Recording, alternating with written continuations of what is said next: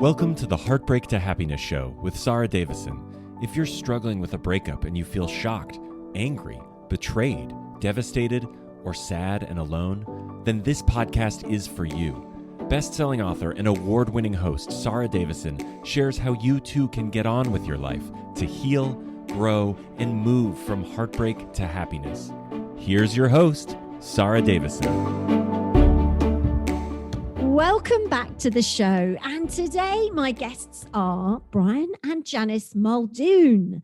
They are known as the go-to power team for coaches and consultants who want to build a profitable business online. Now, they will be celebrating 21 years of marriage this year. Janice is stepmom to Brian's daughter, Kristen, from his first marriage, and they are grandparents to her 3 lovely children. They came together having both been through divorce, and they started out as good friends, which turned into love all those years ago. Now, Brian and Janice are partners not only in life, but also in business. They help entrepreneurs grow and scale their businesses online with their Most Method program. They've been entrepreneurs for over 20 years. And Brian started out as a professional musician, and Janice was a salon owner for 10 years. She sold that business and moved on to focus on real estate and property development. They started their current coaching business back in 2012 when they relocated to the UK from Canada. I've been working with them since we met back in early 2017. They also work with my good friend and previous podcast guest, Bernardo Moyer, founder of The Best You and CEO of NLP Life Training, as well as working with many other well-known names in the personal development space. They are still best friends and their relationship is stronger than ever. So I'm definitely going to be asking them about how they're doing that during the pandemic, because it hasn't always been easy for them. Making a marriage work and being business partners can be a challenge, and they will be the first to admit that it takes work and patience. So I am super excited to welcome the amazing Janice and Brian Muldoon to the show. Hi, guys. Hi, Sara. Thanks for having us. Yes. Oh, no, it's great to have you guys. Thanks so much for coming on. Now, I've got so many questions to ask you guys, because obviously we've known each other for a while. We've worked together for a while, and you've had a massive positive impact on my business. So I am a super fan of both of yours. And we've become friends as well, which has been amazing. So do you want to tell us all a little bit about your background? Because obviously my listeners are going through breakups or struggling to move on and find love again. Do you want to tell us a little bit about your backgrounds? I know you have both been married before you met each other, right? Yeah, that's right. Well, I was married, first of all, to my high school sweetheart. So I came from a family, I know now looking back, how much we're influenced by our environment. And my mom and dad met really young in their first jobs after they got out of school. And they married and were married for 50 years until my mom passed away. My sister and her husband are married. They met when they were 15. In high school. Wow. And they're still married. So I kind of had my high school sweetheart and was like, right, this is the next thing that you do. So unfortunately, we jumped right into marriage at 21 and hadn't really done anything or explored anything. So it didn't work out. How long were you guys married for? We were only married for a year and a half. Oh gosh, so quite a quick marriage. So it was, yeah. And then how did that end then? Did you manage to stay amicable given that you've known each other for so long? Yeah. I mean, it was actually my decision. I just realized I was so young. I hadn't done anything. I was just like, oh, this is what you do. You get married and but it was tough in the beginling, but we were such good friends, and because we'd known each other's families since we were kids. Yeah, we always remained really good friends. So till to this day, if I'm back in Canada and we run into each other, that's great. I would usually make a point of seeing his mom. Her and I have stayed really close. So thank goodness for that. Yeah. Wow, that's really nice that you can stay friends. And has he gone on and met somebody else since? Yes. He's married and he has a little girl. So yeah, he's got a lovely family, and yeah, it's super. He's a wonderful, wonderful person. It was just not the right fit and not the right time. not meant to be, not meant No, to be. Well, there's a great no. example of conscious uncoupling where you can stay amicable. So, yeah, well done, you guys. Yeah. Brian, what about you? Yeah, mine was a little bit different. I was just a teenage guy out with my friends, having fun, wanting to meet girls and do that typical thing. And so that's what happened. I met this girl. At the time, I think it was probably about 18, close to 19. And yeah, I mean, I was really attracted to her, and and then within about 6 months or so, I could just really tell like we weren't really well suited. So there was, we used to get into arguments and things like that, like, young couples often do, especially Yeah. when you're not aligned, which we weren't. But in my sort of limited dating experience, I didn't really have the tools and the skills to understand like why was this going on. I just thought like, why are you like that? And she was thinking the same thing. And then she fell pregnant during that time. In fact, we had actually split up, and then I got a call a couple of weeks later. Oh, And wow. so suddenly I was now going to be a dad. And so, my dad, who had already passed by that time, I lost my dad at a young age. But Oh. I really admired my dad. And he said, if you get a girl pregnant, you marry her. And, ignorance, call it what you will.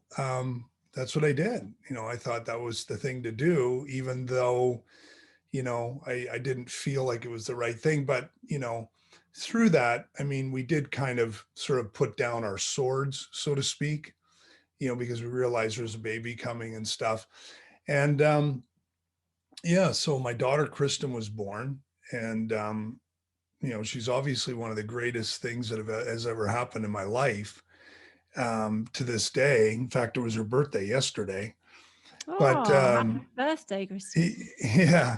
And so, yeah, basically we went on for a couple of years like that. And then, I just realized that this just wasn't going to work, and I just didn't want to be a part of it anymore. And so we actually ended up talking through it. I was actually playing in bands at the time. I started doing that. And unfortunately, it was just sort of an ultimatum, you're either going to do that or it's going to be us. And I just, was sort of like, oh, don't make me make that choice. But anyway, we both actually ended up agreeing that it wasn't a good fit. And we said, well, hey, let's just be great parents to Kristen. And so that worked out really well. We were both, I was able to be in her life whenever I wanted. And, I would go to their house, like her mom's house, when she got her report card, and we'd have dinner and go through it. And so it was actually pretty good. It was pretty healthy in that respect.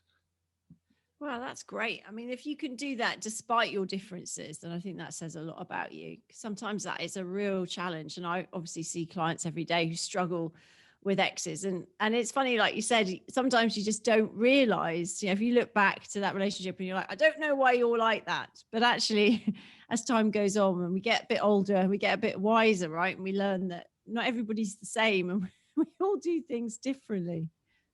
Yeah, that's right. Exactly. Yeah, definitely. Yeah. So do you think going through a divorce is different for men and women? Because obviously we tend to cope with things differently. Do you think you coped with things differently back then? I would say for me, because it was my decision, what I dealt with was a lot of guilt. I dealt with a lot of guilt.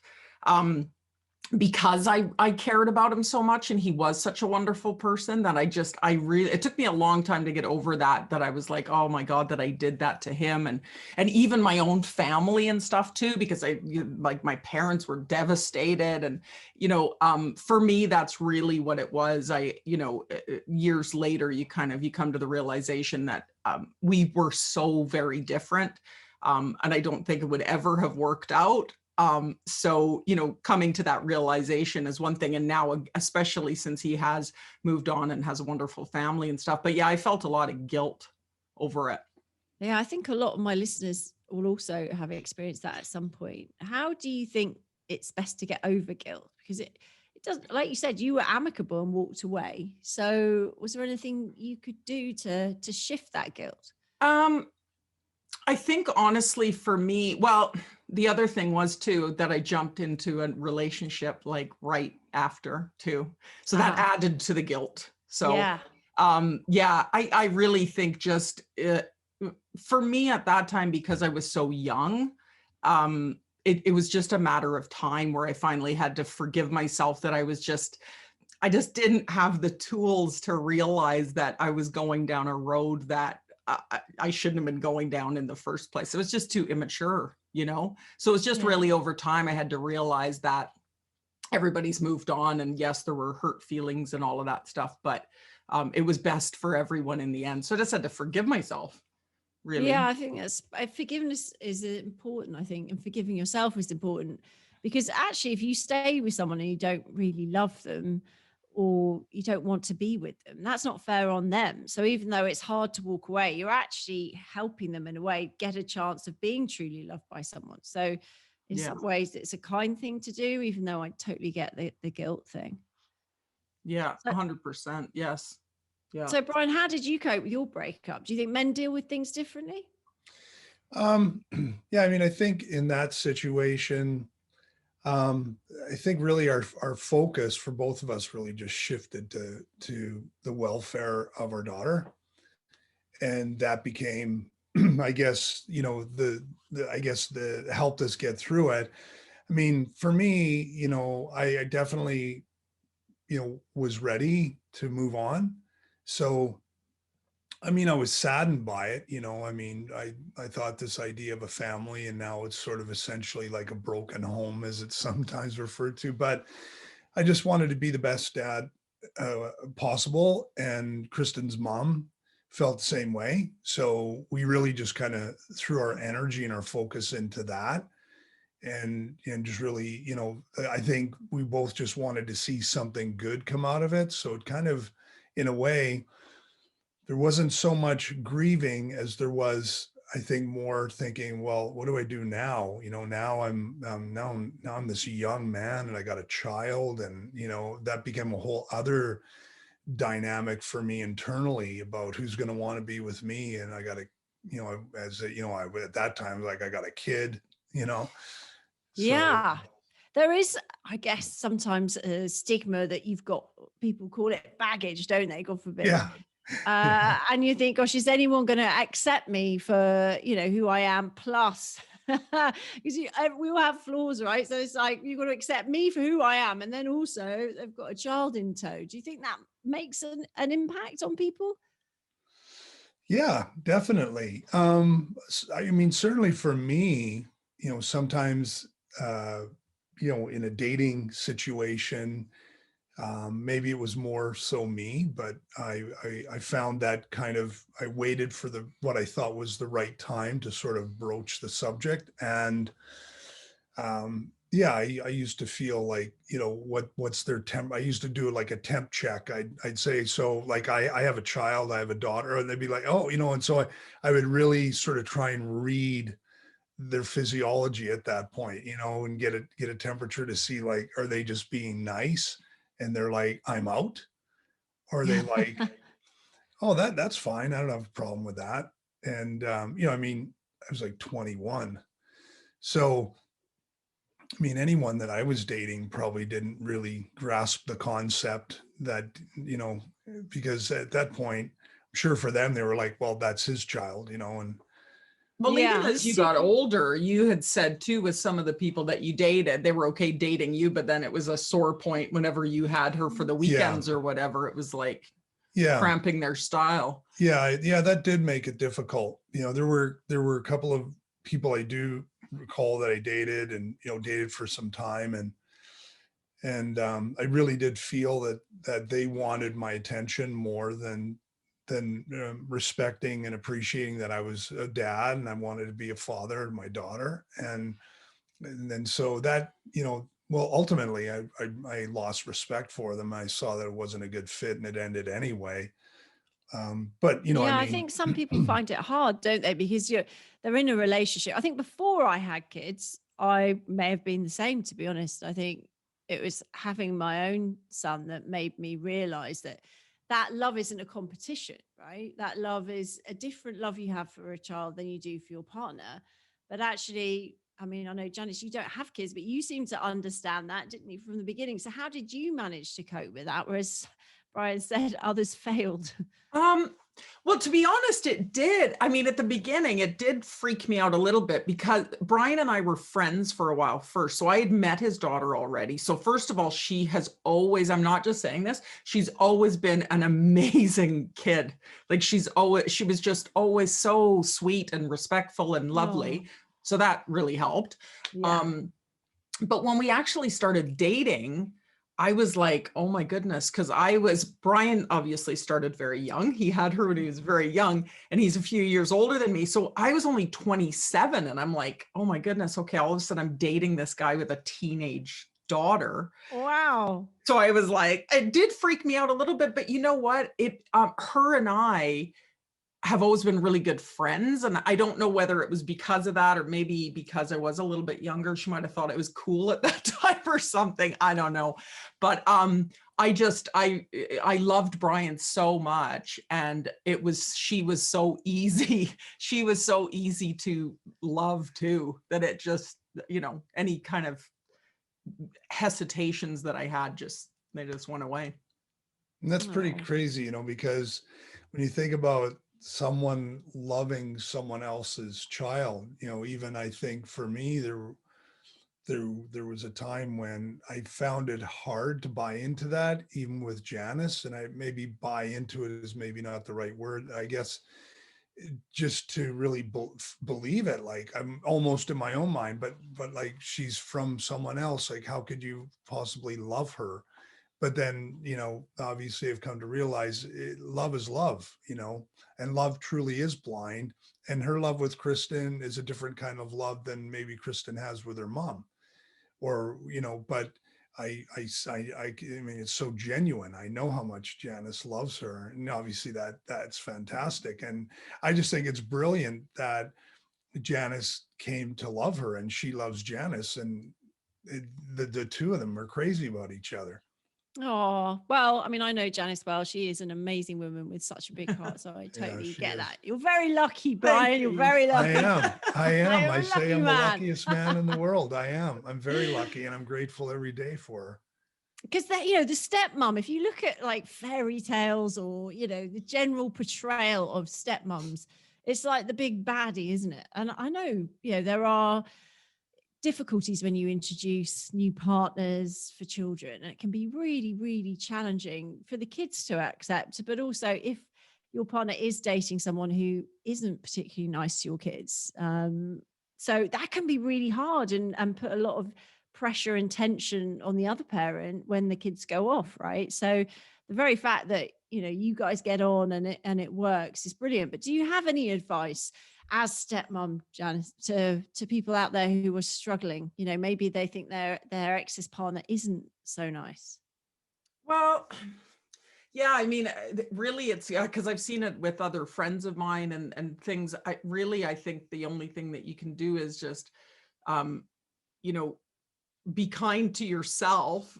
Obviously, be totally open with your partner about how you're feeling about it, because it's not an easy role to step into, and especially sometimes with the kids. Obviously, if they're going through their own struggles, they maybe might not want somebody else with their dad, right? They feel like what you had said, there could be sort of a competition going on there. So I think just, trying to be there and be a friend for the children, um, and just being totally open and honest with your partner about how you're feeling, and that you're doing your best. Yeah, exactly. And what if you're on the other side? What if there is a parent that maybe isn't a step parent that isn't being so kind to the kids or isn't being so nice? Do you have any tips for people that are struggling with that? Because it's difficult sometimes, I guess, to separate. You're upset with your ex for whatever they may have done, especially if they've left you for that person. and then how they are with your kids. I mean, I guess the best thing is if they're kind to your kids, then that's a bonus, and you've got to be happy with that and take your personal emotions out of it to say, look, I might not particularly like you because you had an affair with my partner, but you're kind to my kids. So at the end of the day, that's a blessing. But if they're not so kind, what can you do if there's anyone listening right now who's going through that? For me, I think you just, I mean, when you have strong feelings for someone, it can be difficult it's not just cut and dried. You don't just go, well, if it's not this way, then this is not going to work out. But I would say that, you do have to really be in alignment with your values and your standards. And, like I always would try to be respectful and mindful that, look, I'm the one that has a child, but I love my child and I'm proud of my child and she's a brilliant child. And so for me, it was like, if this doesn't work for you, I understand, but you're not going to, uh, I guess, whatever you want to call it, mold me or manipulate me into being less than that for my daughter. That doesn't mean it doesn't mean I don't care about you, but you're starting to test the relationship and you're starting to put unrealistic expectations into place, which ultimately I knew was the beginning of the dismantling of it anyway. So I just came to that resolve, look, if she's not good enough for you, then I guess neither of us are good enough for you. So that was my take on it. I agree. So you guys are together. How long have you been together now? A long time, right? It'll be 23 years together. Yeah. In a couple of months. 23 years. Wow. That's amazing. Well done. And lockdown is putting so much pressure on relationships right now. I see so many couples who would have lasted the test of time if it wasn't for the pandemic. Maybe their lifestyle means they're out and about more. You've got different social groups of friends, different hobbies, different interests, working, coming together, in the evenings or weekends, whatever, but not all day, every day, working on top of each other and managing the kids. So, how are you guys coping with that? Because you guys really are an amazing couple and you work together as well, which again is another added pressure on any relationship. So what would your top tips be to have a successful relationship, especially during times like this? Well, I would say, we were speaking about this with this newest lockdown. I don't know why. We're finding it just more challenging than, I think everybody's kind of getting to the end of their rope with the whole thing. I mean, we have the advantage that we already have a pretty good sort of system because we do work together as well, right? But even with that said, not being able to get out and socialize with other people or just have your own space. We've definitely found that we sort of maybe a little bit snappy and things like that. I think for me, I would say that just giving each other a little bit of space, even just in the house, going and reading a book somewhere in a different room, or maybe just going out for a walk by yourself, just getting a little bit of, a little bit of space, I think is helpful for everybody. Yeah, definitely agree with that. Yeah. You got to, and I think it's just also, it can be very easy to get defensive. I'm like, why are you talking to me like that? What did you mean by that? Sorry, and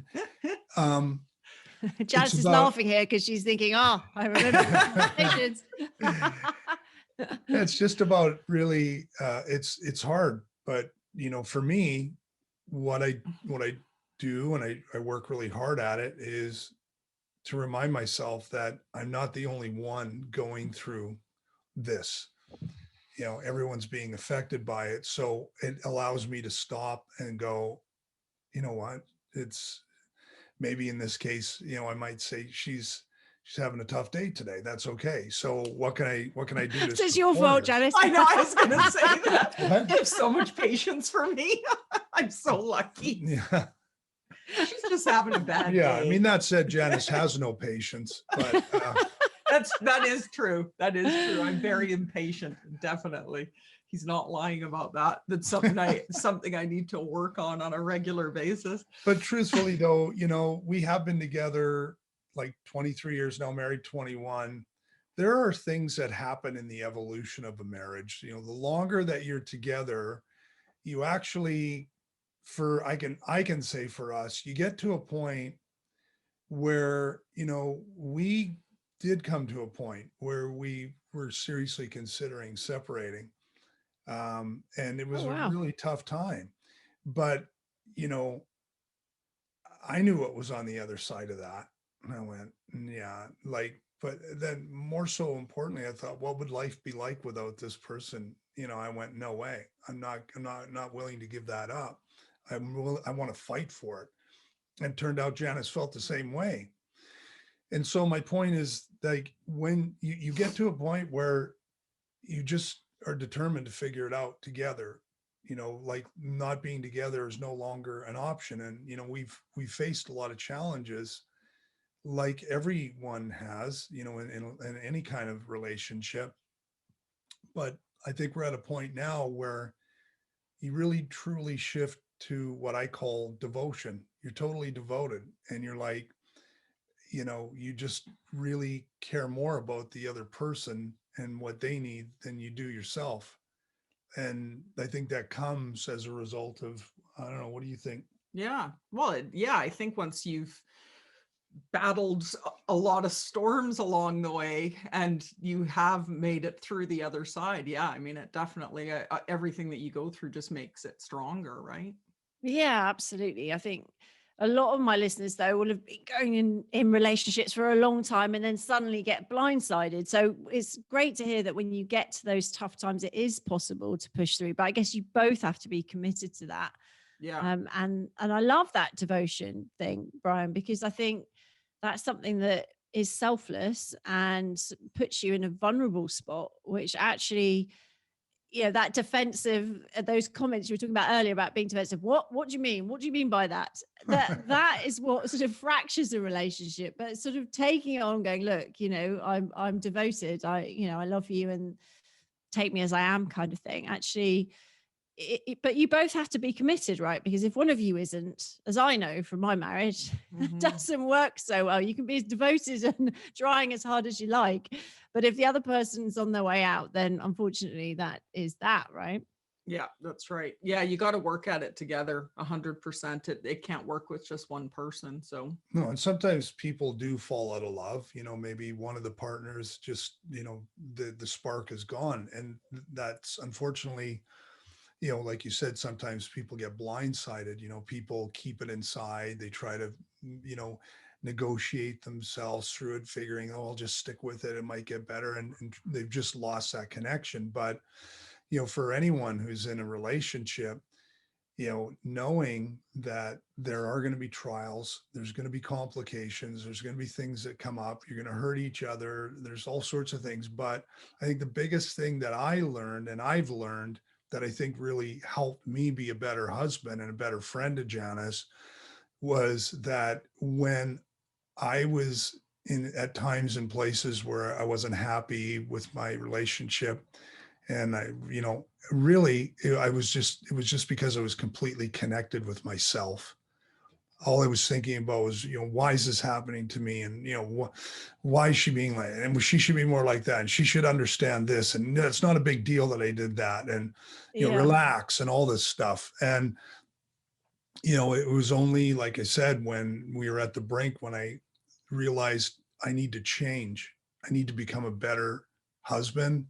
I need to become a better person. And so I made the commitment to go on that journey, because for me personally, I just had that awakening. It's like I had that clarity where I went, you've got everything that you need, man. You're just being an idiot. You got to get your act together. Well, that's very sweet. I think, you know, if everyone could do that, then yeah, it's a great lesson to learn. And I think for my listeners, knowing that there's hope out there, that, you know, listening to your story about how you both went through a divorce, Brian, you had a kid, you still went on and met each other. And I know that you were friends first. How if people are out there, because I know there's like a real thing right now of people going back in time, and maybe it's the Facebook thing. Do you remember Friends Reunited? Though when that came out, everyone was connecting with friends they had before they were married. Well, there's a lot of that going on right now, I guess, because of the pandemic. Everyone's online.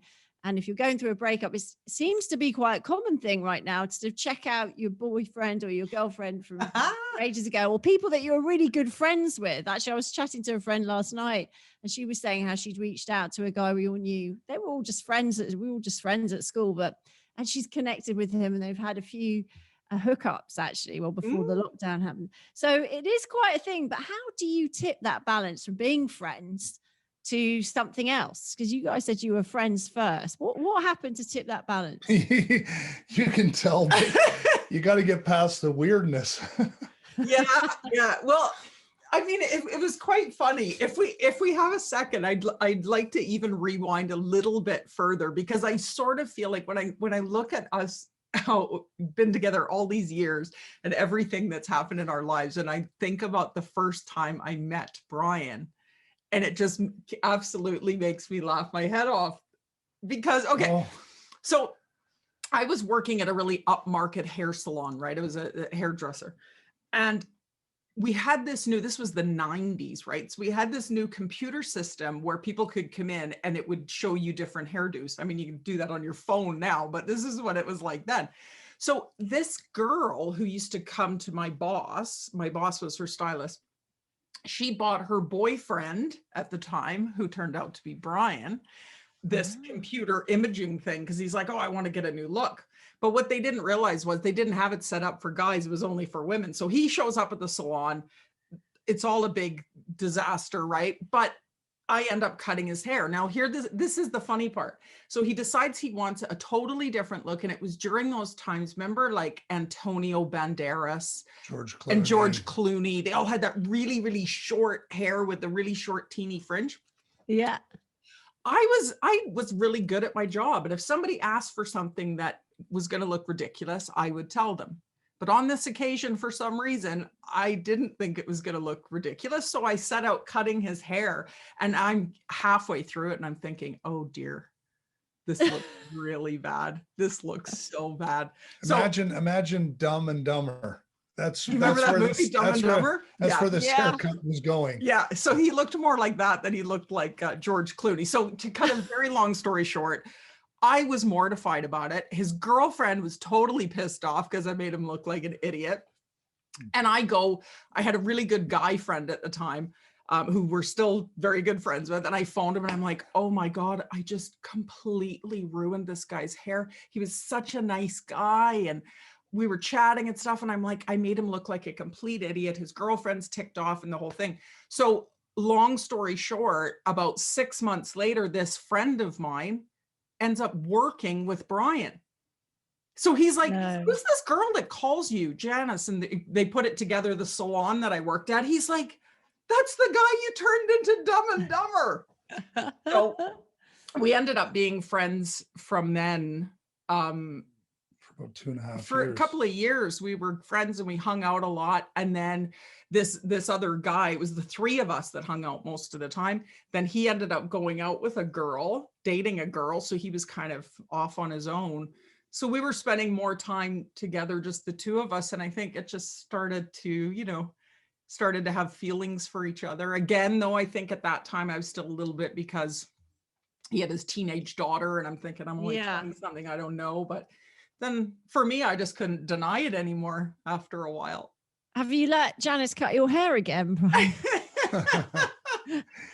Yeah, actually, she started cutting my hair. Like, like I said, I was playing in bands and stuff on the weekends, having a great time. And so I had this really great rock do going on all the time. Yeah, I only made that one mistake. I was okay. Okay. Yeah. So you moved she ended up quick. like cutting all the like local musicians. She would, and then, like anyone at that time that I worked for, they'd often, I'd hook them up and like, women that I worked with and men, they'd send them to Janice. They'd all be like, wow, she's fabulous. I love my hair. And so Janice is an amazing stylist. Actually, she's really creative. Except for that one day. Except for that one day. But hey, maybe that was the magic that actually. I like to think so. It gave us something to talk about.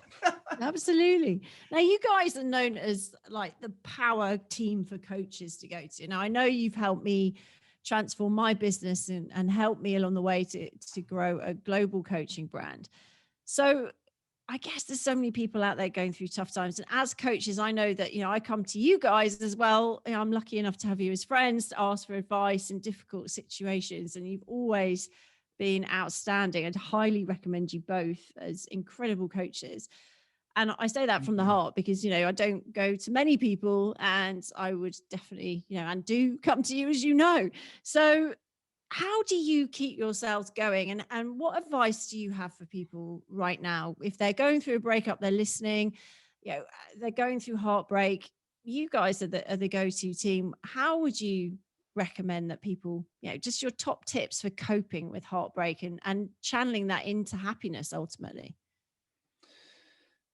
Okay, so there's so much to that really, but thank you for what you just said, Sara, because you're an amazing coach yourself. And so thank you so much for saying that.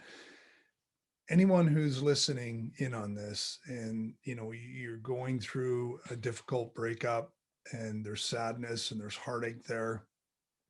First of all, I totally get it. Anyone who's been in love and lost love knows what that feels like. But what I do want to say is that you have to tap into what makes you great and not let your identity remain in that lost relationship, because you've got to come out the other side of it. And the only way to do that is to step into what made you that attractive person in the first place and know that you're still that person. And that maybe, listen, it hurts and we never forget it, but we need to move on. And the only way to do that is to create a new vision for yourself, something that's going to allow you to look ahead instead of looking in the rearview mirror and, wishing what it could have been like. And, that sort of thing, those sort of things, because it can be really, really painful when we do that. And that grieving process can go on and on and on and linger and linger. And, we can get into, bad habits and experience depression and, just sort of self-loathing. And that's not the key. The key is to really figure out who you want to be, maybe who you were when you were your best self before you even got into a relationship, and figure out who was I being at that time and what do I need to do to go back and start doing that and create a more empowering future for myself. That's my take on it. Yeah, absolutely. I really agree. Getting back to yourself and shifting your focus onto more empowering things will definitely help you move forward. Now, how do people find out more about you? I know you've got an online program that helps coaches grow their businesses, similar to what I've been doing with you. So can you tell us a little bit more about that? Yeah, so we, as coaches ourselves, we recognize that it's a challenging industry to be in. People get their, become accredited in NLP or whatever they, and they're all fired up and they want to get out there and use these tools that they have to help people. But it's challenging to stand out from the crowd, So yeah, we've put this program together called The Most Method. You can go to getthemostmethod.com. And basically what we do is we take our members through a 3-month program where we help them to get their message together. We help them to create a compelling offer and put the systems in place. So, they're able to attract clients and take them through basically a process where they will end up working with them at some point, whether it be through coaching or group coaching or buying their online programs. So yeah, it's been really wonderful. We're so fortunate that we've been able to work with people like you and you know, it's just so nice to be able to see when you can work together to make an impact. And obviously you're reaching people all over the world. You got clients all over the world now. So it's amazing to be able to be a part of that. Yeah, absolutely. Well, you guys are amazing, and you know, great fun to work with as well, which always makes a difference. So if there is anyone out there looking to grow a coaching business and struggling with reaching clients, then do reach out to Brian and Janice. Just one last question for you before we go. So my podcast is called Heartbreak to Happiness, because I think, you know, we can all get back to happiness, but it can seem a bit tough at times, I know, but it's important to know what happiness is, right? So what is happiness for you guys? Oh, geez, what is happiness? You know what? For me, it's become very simple, you know, and I think, to be totally honest with you, with this pandemic and what we've been through the last year, it's become even more clear for me now, is just enjoying every day, enjoying the simple things, and being present, you know, being with somebody that you love, and, you know, being able to experience things and really just taking it all in, instead of always thinking about the future and being busy and this and that. So, I mean, happiness for me is just being able to be present and spend time with the people that I love. Yeah. Brian? Yeah, I would say, if you're thinking like, if I only had this, then I would feel better. If, you know, when I have this or when I achieve that, then I'll be happy. If I could only get to, you know, earning so much per month, if I could only find this kind of person, I know I'd be happy. One thing that I learned from Tony Robbins is pain is inevitable. You know, we're going to experience pain in our lifetime.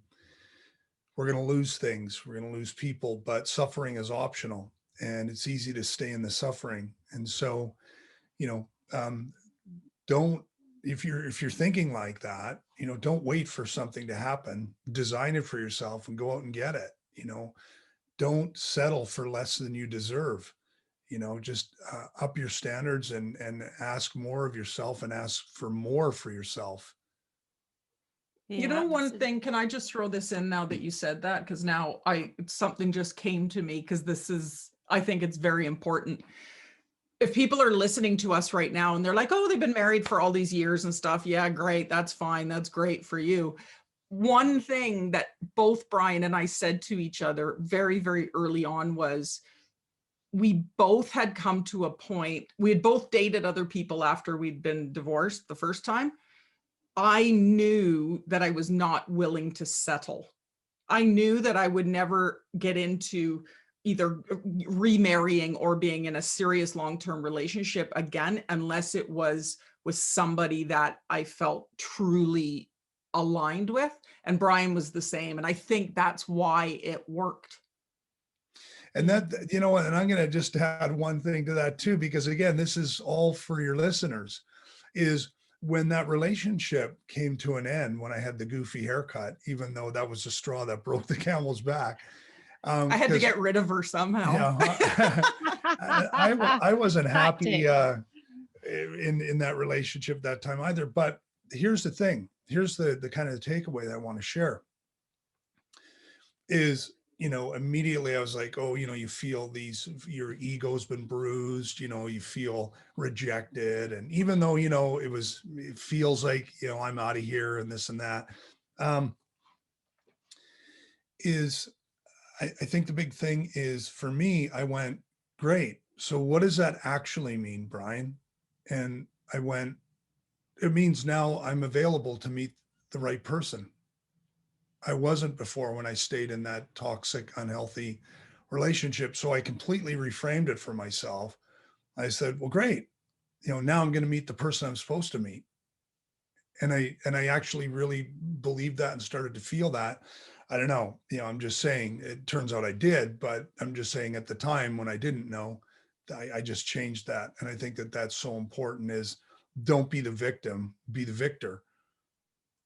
Yeah, I love that. Don't be the victim, be the victor. I was watching a webinar. I don't know if you guys saw it on Friday night with Pitbull and Tony Robbins. And that was one of the things that Pitbull was saying, don't be the victim, be the victor.